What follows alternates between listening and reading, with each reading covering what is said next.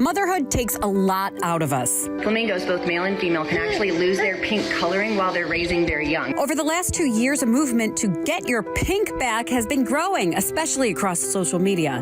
Today on Mom Squad, we talk to a psychologist about the 6 questions you should be asking yourself after having babies. 67% of women indicate that they feel ready to take care of their newborn, but 45%, less than half, indicate that they know how to take care of themselves. Plus, baby formula is up 9%. And later in the show, we share the secrets on ways you can save on your kid's next bottle.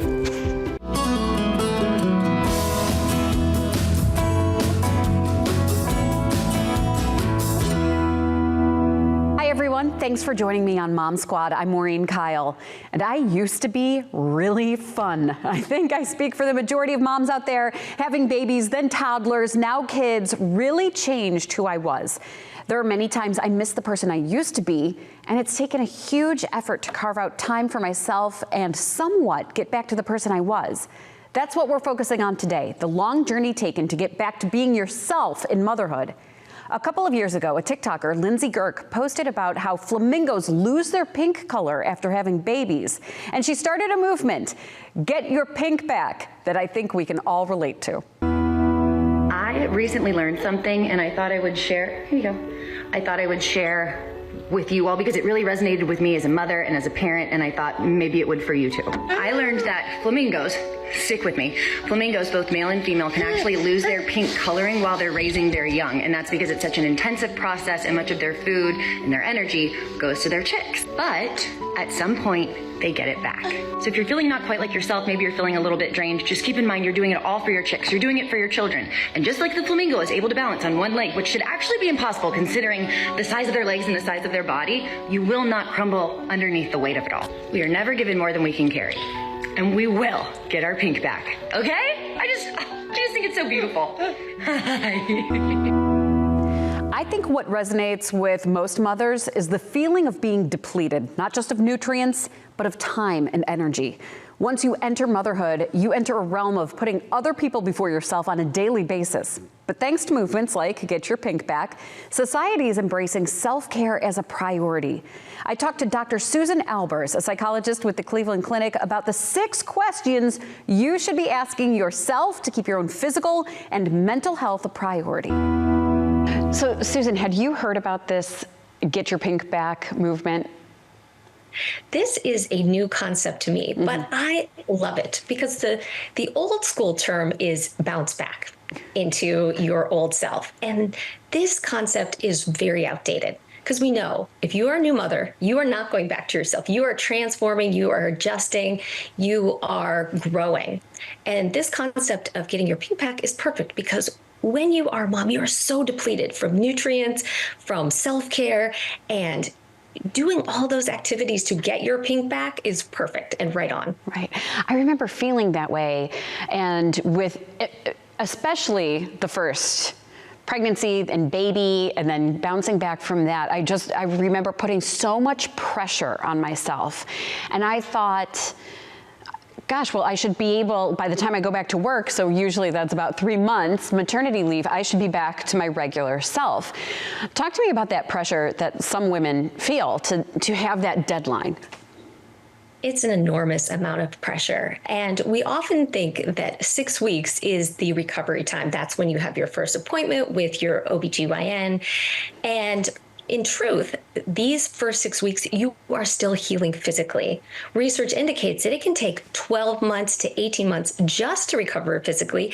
And during that time, you're going to have a lot of adjustments emotionally as well. So we need to take out that 6 month or 6 week period of time and instead think about whatever your recovery period is. You have to listen to your body. For some women, they may have a good support system. They may be very healthy going into that pregnancy, but some women may be on the other end of the extreme. They may have underlying health issues, mental health issues. So that range is very wide. There is no set time period in terms of recovery. And your growth and adjustment lasts throughout your child's entire life. So we need to take off that pressure and think about what each individual person does for themselves. I also remember having a hard time transitioning to being a mommy. that 9-10 months before, I was married, but still like going out to happy hour with my friends, living somewhat of my kind of single life, but married. But then to be responsible for somebody else and to have that label, I don't know why I was so worried about being labeled a mom. I kind of pictured like the SNL skit with the mom jeans and everything, and and that was really hard, but. If you can, I don't know, give me a little therapy here, but like, for other moms who are going through that, I mean, that's a hard switch in life. That is one of those big milestones where all of a sudden your identity changes. Yes. We spend months and months getting ready for babies. We go to Lamaze class, read books, research diapers, but almost no time whatsoever is dedicated to this adjustment, these new labels that we're putting on ourselves, mental health for women. So I think this is such a great opportunity to pause and think about it, to start the conversation. And if you yourself are going through it, to really start to think about how to make that adjustment. 67% of women indicate that they feel ready to take care of their newborn, but 45%, less than half, indicate that they know how to take care of themselves. In a lot of other cultures, that postpartum period is considered the fourth trimester, where they are mothering the mother. And so we really have to shift the conversation to think about not just the baby, but how to take care of yourself. So I have 6 questions that you can ask yourself to help with this transition. Oh, yeah, I want to hear it. Yeah. So the number one question is, who is your support system? It could be, and notice I say support system, not just your partner, because they're going to be in that mix too, but you need friends, parents, all these people around you to play different roles that you can lean into, to ask for help, and to talk really openly about all these changes and adjustments. So this may be a mother-in-law who is great at cooking, or a friend who can come over and help watch your children. We need a whole group of people. So sit down and make a list of who can be included. And if you don't have anybody in your life that is close by, maybe you live far away from family, there are tons of mother support groups online and in the community, play groups.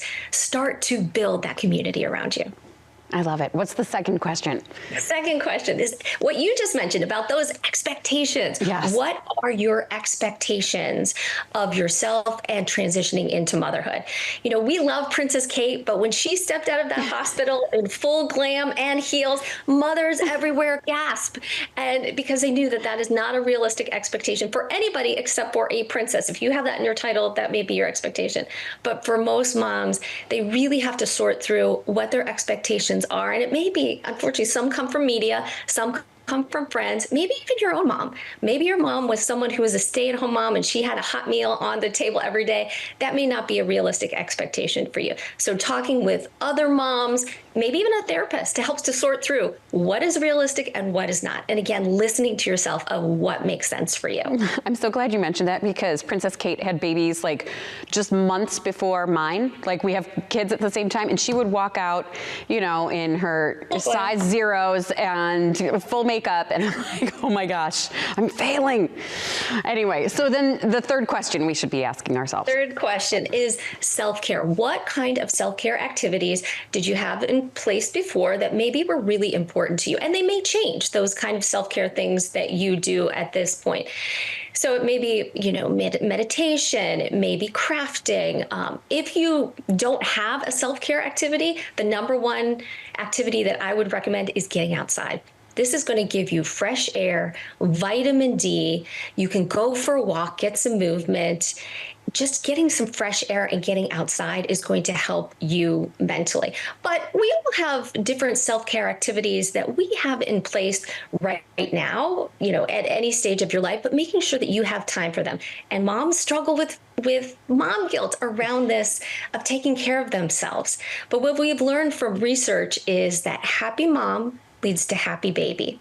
And there's all kinds of studies that really back this up and support it. So we need to figure out, write down that list of things that you do to help yourself with self-care. And I, as a mom myself and a professional, when I have a new mom in my life, I will give them a baby gift. But the number one thing that I give them is a basket.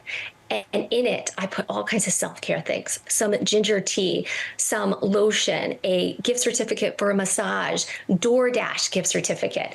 And I guarantee if you give this gift to a new mom that has all these, a journal as well, that's a really important one. Not one that says baby's first mile steps. It's for the mom to really talk about her own feelings candidly and openly. This gift, it blows moms away. They come back later and they say, I love this. I need this. Yeah. Yeah, I like how you pointed that out, because I feel like I got a lot of gifts that were write down all of everything your baby is doing, and or like keep track of their feedings, or, you know, here's where their clip of hair goes for their first haircut, and it felt like more pressure and more focus on them. So I love that you're turning that to write down how we feel, because our kids will love that in the future, to see like our thoughts from right after they were born. Yeah. Okay. And we get so many baby gifts, but we need those that help to take care of the mom as well. I agree. And I had a lot of guilt in like, I don't know if I should go to that yoga class because my baby's small and I don't know if I can leave her. All right. I think we're on number 4 question. Yes. How are you going to deal with the lack of sleep? Moms feel like zombies. And when we don't get sleep, it impacts our cognitive functioning, mood, appetite, every single system of the body. We know this. Easier said than done, isn't it, about getting rest but key, the most important thing to your physical recovery and your mental health, to get enough rest. Research indicates that we don't need a full night's sleep. 4 to 5 hours of sleep can be very restorative, but how you get that can be just a question mark. Make sure that you talk to your partner. Maybe this is where you enlist some help to get some sleep. Maybe you trade off. I have seen many women in counseling and worked with them individually, and it is amazing the restorative nature to one's mood when they get enough sleep. Right. It's like a total transformation. Yes. The general rule right now is, at least postpartum, right initially, is 5-5-5, 5 days in bed, 5 days on the bed, and 5 days around the bed. And this is to kind of give women that permission that they need time to really rest and recover, instead of going from 0 to 100 right after giving birth. Question 5 and 6 are coming up. And if you are well into motherhood and still feel like you haven't gotten to your old self, Dr. Susan Albers had advice for any mother at any age. Welcome back. If you haven't heard of the Get Your Pink Back movement, it's a phrase circulating on social media. Female flamingos lose their color after giving birth because all of their nutrients and energy goes into caring for their babies. Eventually, they get their pink back. It's something every mother needs to do. But self-care isn't always a top priority. We've been talking about how to do that with Dr. Susan Albers, who says there are 6 questions we should be asking ourselves. Number 5 is eating. What are you going to eat during this postpartum period? And I am an advocate, not just postpartum, but throughout your whole life, of making sure you get enough nutrients, because this is going to be key. Set the stage for your mood and all of that recovery and healing. So some important foods that you need to be eating postpartum: foods particularly with iron, leafy greens, spinach. If you get one food in, it's spinach. You lose a lot of blood during the postpartum period, and this is going to help with your energy level and also restoration of your body. Vitamin C also, again, a lot of those antioxidant rich foods, blueberries, protein rich foods. We want eggs and lean meats. Nuts are great. Nuts are a particularly good one. If I know we have some controversy with allergies and things like that, but anything that you can have close by you that's easy to eat. It's very difficult often for women to get enough nutrients during postpartum. They're holding a baby. They don't have time to sit down and eat. So anything that's going to be convenient, and also supplementing with vitamins and minerals. You can do it either like shakes. Some shakes have a good balance of nutrients just to make sure you get it all in, but supplements as well. You got to talk to your doctor about which ones that you particularly may need. But when you are depleted, just like those flamingos, they turn white because they are completely depleted of nutrition. They've given it all to their babies. New moms need to think about that as well, that postpartum, all of that nutrients has gone to the baby and they are like a puddle on the floor. They need to get all the nutrients in. Best is through food, but if not, that's okay. You can take some supplementation to boost up that nutrition and your mood. Yeah, that's great advice, because I feel like it's so easy to have, a bag of potato chips next to the bed or something to just like that fast food. All right, question number 6. Okay, final question is, do you have a history of anxiety or depression? We got to keep a lookout for postpartum blues and postpartum depression. Very common. First 3 days, you're going to have a drop in that estrogen and progesterone. Those hormone shifts are intense, so you're going to feel a little bit blue. But if you have an elevated history of depression or anxiety or family history, you want to keep a close watch out and be well versed on the signs of postpartum depression. This is frequent crying, lack of motivation, insomnia, feeling difficulty taking care of yourself or the baby, some cognitive difficulty, you may have confusion, and this lasts for an extended period of time. So knowing some of those signs can be really important, and doing your research ideally before the baby is born. If you are experiencing these signs, who do you reach out to? Is there a local therapist? Have your OBGYN's number ready. And if you are postpartum and you are struggling, you may not feel up to that task of finding a therapist who can help. Give that job to that support system, either your partner, your mom, your friend, someone who can do some of that research for you to get you connected with the right person. You may lack a lot of energy at that point, and so making sure that you have all those resources available and handy and at your fingertips can be a real game changer. I love it. I feel like those are 6 really important questions. And overall, when you think about all of this, I want to ask your opinion on just that. What kind of mind shift? Let's say that the new mom has her journal out and is writing down about how she's feeling. I feel like there's a struggle of wanting to be who you were before, but also loving this new role, and your life has changed, your body's changed, everything's changed. And sometimes I know that for a lot of my friends, and I have a sister who just had a baby, it's sort of that mountain to climb to oh gosh, I don't know if I'll ever be back to myself.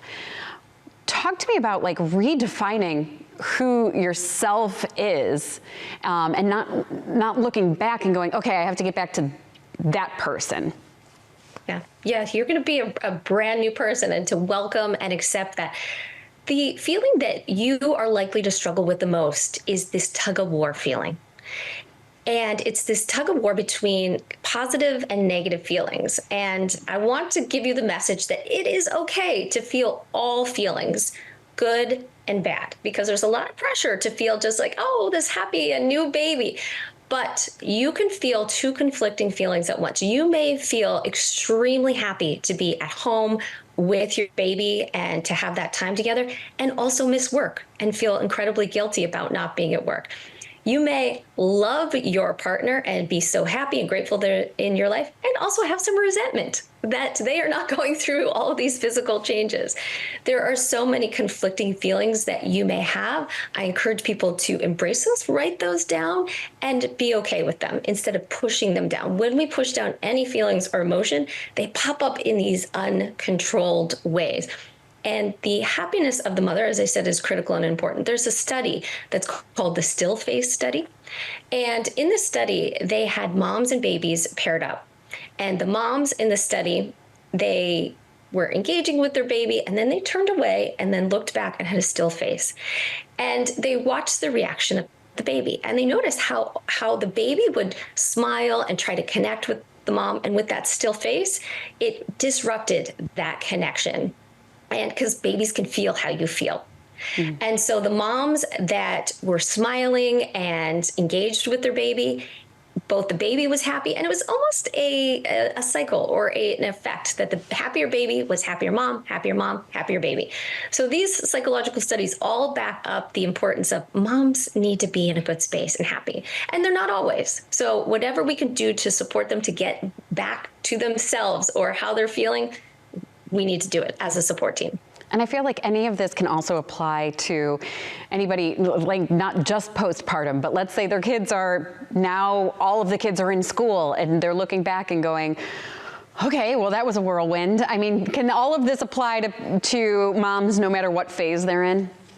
Absolutely. At each developmental stage, there are new challenges, and it's a good time to pause and tune in and ask yourself, of what does this phase of parenting bring to me, and how do I adjust? How does my sleeping adjust? How do my self-care activities adjust? How does my eating and nutrient needs adjust? And it may be different at different stages. When you have teenagers, you may be up late at night waiting for them to be at home and get little sleep at that stage as well. Or family meals, thinking about at a different stage. Your toddlers are going to be eating different than your teenagers. So we can, at any stage, think about how parenting is impacting your mental health and how you need to take care of yourself. Don't let it go into the background. It needs to be in the forefront for moms, but also for dads too. So we want to put dads in there as well. Right. Susan, this has been wonderful. Thank you so much for your insight. I love the 6 questions. I feel like any mom needs to be asking herself this throughout life. Absolutely, yes. If you just focus on these 6 questions, it will be a game changer to your mental health. Yeah. All right, Susan, thank you so much. Thank you. Coming up, yes, last year's formula shortage was a total nightmare, but right now formula prices are scary. We show you how moms are finding ways to save on essentials for their babies. The cost of being a parent is constantly increasing. Kids are expensive, but babies can break the bank, especially if you are in need of formula. Leave it to a group of moms to figure out how to pinch pennies. Michelle Lee from our St. Louis station has more. Well, I have been collecting coupons, which I've never really been a coupon person before. Motherhood means tracking the ounces, the time, and now the nickels and dimes when it comes to their baby's life-saving formula. We paid, I think, $18.99 for 6 8-ounce bottles, which, she eats about 4 ounces per meal. So that's about $1.50 per feeding, which that's a lot of money. That adds up. Brandy is a mom for the second time, but costs have skyrocketed this time around. The cost of formula went up nearly 9% year over year in January, and that is just one piece of the pie. We just figured out how much daycare is going to cost us for 2 children, and that was rough to hear. Brandy's making it work. But my goodness, it is difficult. Experts say it's too difficult for many parents. They're utilizing us as a crisis nursery to get those items for free. Jessica Sampson with the St. Louis Crisis Nursery sees the desperation. And sometimes some of our parents are resorting to putting juice in the formula because they don't have the proper water or they don't have the right amount of formula. And of course that's really detrimental and concerning because our children need the proper nutrients. We have a hypoallergenic Nutramigen. The nursery has a pantry on hand with a comparison chart to help parents swap out more expensive brands for cheaper ones. So if someone is saying that they wanted Similac Advanced, then we can kind of look at, do we have that Enfamil that's the same as a Similac Advanced and being able to hand that out. Other ways to save: buy generics, ask your doctor for samples or coupons, buy powdered formula, or even use cashback credit cards or programs. I signed up for Ibotta, so every time I go to the grocery store, I look through my receipt and see what qualifies for a rebate. Brandy says it's never more than a few dollars at a time, but in a world where every cent counts, it certainly helps her make ends meet. Thank you, Michelle Lee. Look, we all know navigating who you are and who you've become in motherhood is hard, exciting, and it can be confusing. That's why we've created this squad. Make sure that you join us on Facebook, Mom Squad with Maureen Kyle, and also on Instagram at Mom Squad Show. This is where we can share information, connect with each other, and feel free to send in your ideas on what topics we should be covering. We are all in this together. Thanks for joining me. We're going to see you next time on Mom Squad.